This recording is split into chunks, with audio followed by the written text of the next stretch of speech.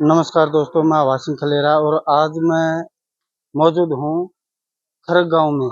और ये वाल्मीकि बस्ती है। एक बार दिखाओ भाई, कैमरामैन तक कहूँगा। आज मैं मौजूद हूँ वाल्मीकि बस्ती में और खरग गांव में। और आज सरकारी छुट्टी है तो और स्कूल खुले हैं। प्राइवेट स्कूल है, लॉर्ड कृष्णा स्कूल।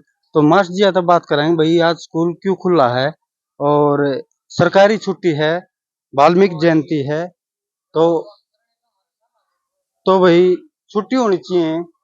तो मास्टर जी ने छुट्टी क्यों नहीं करी? एक बार मास्टर जी तो बात कराएंगे। एक बार देखेंगे भाई मास्टर जी बैठे हैं कि नहीं बैठे हैं। हाँ, नमस्कार जी। मास्टर जी बैठे पाएंगे भाई।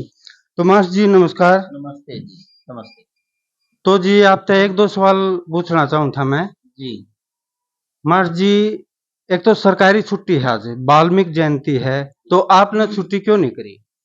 देखो, मैं सरकार से भी बल्कि ये कहना चाहूँगा, जो भी ऋषि, महर्षि या संत महात्मा हैं, अच्छा जी। उनके जन्मदिन पर सर छुट्टी नहीं करनी चाहिए। अच्छा जी। उन दिनों पर सरकार ने अध्यापकों को आदेश करने चाहिए कि वे उन संतों, महात्माओं या विद्वानों जिनके नाम से छुट्टी होती है, उनका उस दिन जीवन परिचय बच्चों को बताएं, जीवन चरित्र बच्चों को बताएं और ये बताएं कि ये लोग इतने महान कैसे बन पाए, आप कैसे महान बन पाएंगे, आपने उनके जीवन चरित्र को कैसे फॉलो करना है, कैसे उनके अनुसार आपने बड़े आदमी बनना है, ताकि आपको भी इतिहास याद रखे। इसलिए मैं चाहूंगा कि इनके जन्मदिन पर छुट्टी ना करके ये ऐसे आदेश करे जाएं जिससे बच्चों को शिक्षा मिले और बड़े आदमियों के अनुरूप बच्चे भी बड़े बन सके। मेरी अपनी सोच है। हाँ जी मास्टर जी, आपसे एक सवाल और पूछना चाहूँ था मैं। हाँ जी, बोलो। मास्टर जी, ये मतलब महर्षि वाल्मीकि जी थे, इनका जन्म कब हुआ और इनका स्वभाव कैसा था?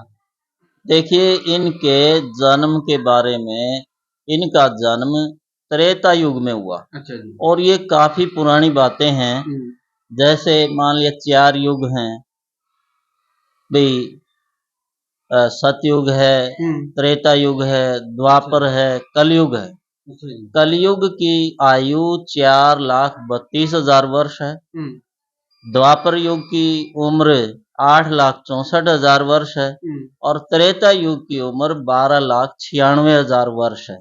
अच्छा तो जी। इस प्रकार से यूं समझो कि द्वापर युग तो पूरा ही चला गया हाँ हाँ। और कलयुग के 5,000 और कुछ वर्ष बीत चुके हैं। अच्छा जी। तो उसके अनुसार 10 साढ़े 10 लाख वर्ष इनको हो चुके हैं। अच्छा जी। और अमेरिका की नासा एजेंसी है, वो अपने सर्वे के मुताबिक 17.5 लाख वर्ष बताती है कि इतने वर्ष पहले महर्षि वाल्मीकि जी का जन्म इस देश में हुआ था, भारत में।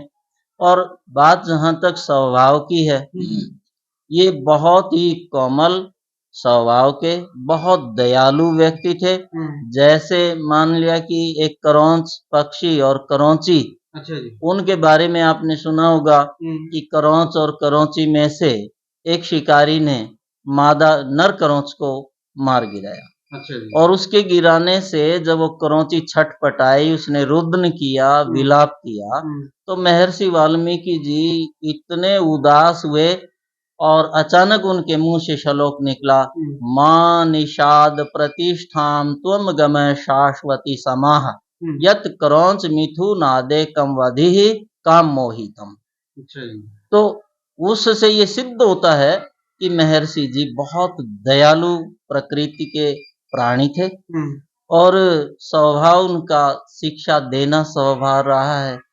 और संसार भर में प्रसिद्ध है कि लव कुश को उन्होंने शिक्षा दी और ऐसी शिक्षा दी कि रामचंद्र जी ने जब अश्वमेध यज्ञ की रचना की, उस समय रामचंद्र जी की पूरी सेना को लव और कुश 2 भाइयों ने परास्त कर दिया। हाँ जी मास्टर जी, आपसे एक सवाल और करना चाहूँ था मैं। वाल्मीकि जी को आदि कवि क्यों कहा जाता था? देखिए, कविता के मामले में पूरे संसार में सबसे पहली कविता केवल महर्षि वाल्मीकि जी ने लिखी है। और पहली कविता लिखने के कारण जो जितनी रामायण है वो सारी और कविता में है। किसी भी साहित्य के दो भाग होते हैं, एक पद्य भाग, दूसरा गद्य भाग। तो जो पद्य भाग है वो कविता का भाग कहलाता है, और उसमें महर्षि वाल्मीकि जी ने सबसे पहले कविता की रचना की। जितने भी भाई ये रागनी गाते हैं, भजन गाते हैं, कीर्तन गाते हैं, गाने का जो भी कोई काम करता है, चाहे वो सांग हो, सांग में गाने की बात हो, तो रामायण की भी रचना की थी। हाँ, मैं पहले कह रहा था कि चाहे वो सांग गाने की बात हो या सांग के रचने की बात हो, वे सभी कविता में आते हैं, और कविता सबसे पहले महर्षि वाल्मीकि जी ने लिखी थी। कोई भी कवि हो, बहुत सारे कवि हैं, कई बार कवि गोष्ठी करते हैं, और महर्षि वाल्मीकि का चित्र तक नहीं रखते, उनकी कहीं पूजा नहीं करते, उनको याद नहीं करते।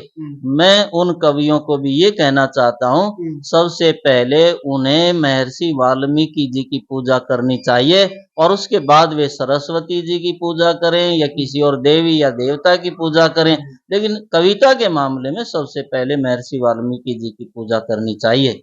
और जो आपका दूसरा सवाल है रचना के बारे में, महर्षि वाल्मीकि जी ने रामायण के अतिरिक्त योग विशिष्ट, अक्षरलव्य, अक्षर लक्ष्य आदि और भी रचनाएं की हैं। कई रचनाएं ऐसी हैं जिनके केवल नाम रह गए हैं और वो प्रकाशित नहीं हैं, वो आज मिलती नहीं है, तो उनकी रचनाएं और भी।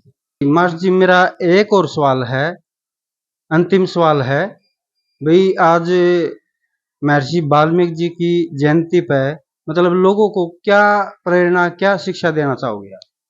देखिए, किसी भी महापुरुष की जयंती मनाई जाती है, उस जयंती के मनाने का लक्ष्य, उसका कारण केवल यही होता है कि बच्चों को और समाज को ये शिक्षा दी जाए कि जिस प्रकार के वे प्राणी थे, उसी प्रकार से बच्चे उसका अनुकरण करें, अनुसरण करें, बच्चे उस चीज का फॉलो करें। तो जैसे महर्षि वाल्मीकि एक बहुत बड़े विद्वान थे, और उन्होंने कविता की रचना की। सबसे पहला काव्य उन्हीं ने लिखा, और जैसे वे बहुत दयालु भी थे, प्रकांड विद्वान भी थे, तो हम बच्चों को भी ये शिक्षा देना चाहते हैं कि वे बच्चे उनकी शिक्षाओं का अनुकरण करके और उनकी तरह विद्वान बनने की प्रेरणा लें। जैसे महर्षि वाल्मीकि जी के वैसे तो 4 लाख शिष्य होने का प्रमाण है, फिर भी उनमें 2 शिष्य ऐसे हैं, लव और कुश और भरद्वाज ऋषि, जिनको सारा संसार जानता है। लव और कुश को उन्होंने शस्त्र विद्या और दूसरी प्रकार की सारी विद्याओं से में ऐसा पारंगत किया कि संसार भर में आज भी उनका नाम है, और उन्होंने एक बहुत बड़ी सेना को भी परास्त कर सके वे, उनके पास इतना ज्ञान था। इसी प्रकार इन बच्चों को ये शिक्षा लेनी चाहिए कि हम भी ऐसे ही पारंगत बने। ये अलग बात है कि आज तलवारों का, धनुष बाणों का, इस प्रकार का आज जमाना नहीं रहा है, आज जमाना प्रतिस्पर्धा का है। तो ये बच्चे ये शिक्षा लें कि हम इतने गुणी बन जाएं, इतने ज्ञानवान बने, इतनी मेहनत करें कि जो भी प्रतिस्पर्धा में हमारे सामने आए हम उनको पछाड़ दें। हम आईएएस की बढ़िया तैयारी करें, आईपीएस की बढ़िया तैयारी करें। इस प्रकार से तो बच्चों ने महर्षि जी के चरित्र से, महर्षि जी के जीवन परिचय से ये शिक्षा लेनी चाहिए। और जो लोग दूसरी प्रकार के हैं, अलग प्रवृत्ति के हैं, उन लोगों ने अपनी सोच को ठीक रखना चाहिए और अच्छे विचार रखने चाहिए। जैसे और बहुत सारी इस प्रकार की शिक्षाएं हैं, उन्होंने तो बहुत कुछ लिखा है, क्या क्या मैं यहाँ कहूँ। उन्होंने तो यहाँ तक भी कहा है कि जैसे आप लोग श्राद्ध निकालते हैं, उनका कहना यह है कि अगर श्राद्ध निकालने से किसी व्यक्ति के, मृत व्यक्ति के पेट में भोजन चला जाता है, तो 10 कदम दूर कोई भोजन रख के देखिए ना, उसके पेट में जाता है क्या? नहीं जाएगा। तो उन्होंने अंधविश्वास से भी दूर रहने की शिक्षा और प्रेरणा दी है। नो जी, आपकी एक बात काटूंगा मैं। मतलब आदमी जीवित है, उसके पास भोजन रख दे, अगर वो नहीं खाओगा तो भी उसके पेट में कौन जावे। ये जो आपने बात बताई है भाई, जो आदमी गुजर गया है और उसका श्राद्ध निकाला है, तो उसके पेट में किस तरह जाओगा? वो तो है ही नहीं। हाँ, बिल्कुल सही कह रहे हैं आप। श्राद्ध निकालने से किसी के पेट में बिल्कुल नहीं जाता है, और ये कहने से मेरा तात्पर्य किसी भी भाई की भावना को ठेस पहुंचाना नहीं है। मैं एक अध्यापक हूँ, मैं एक शिक्षाविद हूँ, और अध्यापक का काम सही मार्गदर्शन करना होता है। मैं अपनी ओर से इन देशवासियों का, आने वाले बच्चों को मैं ये शिक्षा और प्रेरणा देना चाहता हूँ कि आप अंधविश्वास से बचें, अंधविश्वास में कोई फायदा नहीं होने वाला है, और विज्ञान के आप टच में रहें। विज्ञान से जो फायदा होगा वो अंधविश्वास से नहीं हो पाएगा।